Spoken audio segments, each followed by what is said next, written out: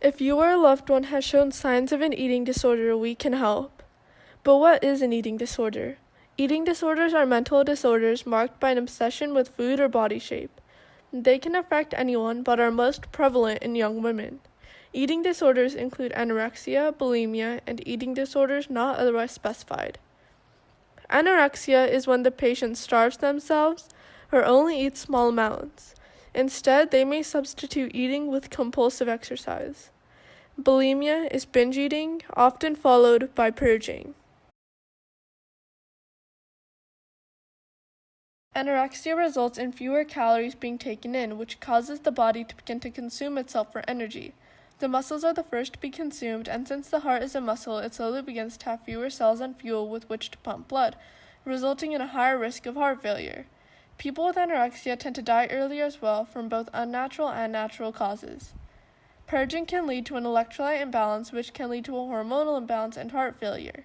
It can also lead to stomach pain and bacterial infections.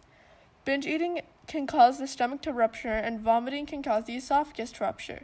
Purging can also cause pancreatitis. Fewer calories and fats can result in hypothermia as the blood pressure drops, dry skin, and hair falling out.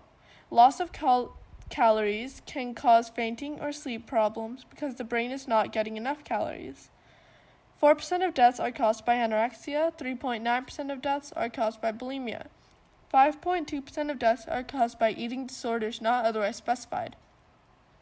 Co-occurring conditions include anxiety, OCD, depression, diabulimia, which is when a type 1 diabetes patient restricts insulin intake to lose weight, pregnancy, substance abuse, and trauma and PTSD.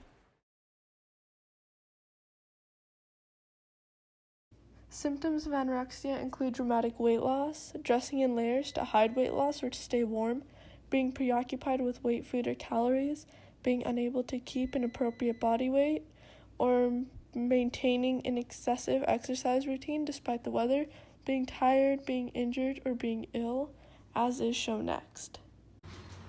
Hey, wait, Catherine, why aren't you eating anything? Oh, I'm fine. I already had lunch.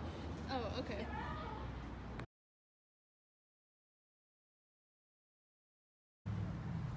Wait, Catherine, are you sure that you don't want any? They're almost done. I already told you I don't want it. Stop asking. Okay, whatever you say. Symptoms of bulimia include drinking excessive amounts of water or non-caloric beverages, having calluses on the backs of hands or knuckles, or dental problems such as cavities, discolored teeth, or tooth sensitivity. Other evidence includes frequent trips to the bathroom after meals, signs or smells of vomiting, or disappearances of large amounts in short periods of time, as can be seen next.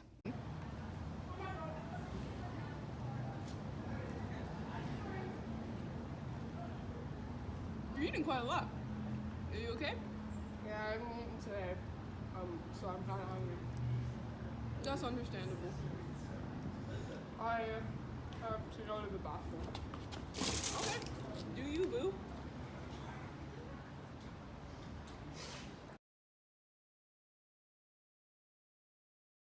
Before recovery, the patient has to see for themselves that they have an eating disorder.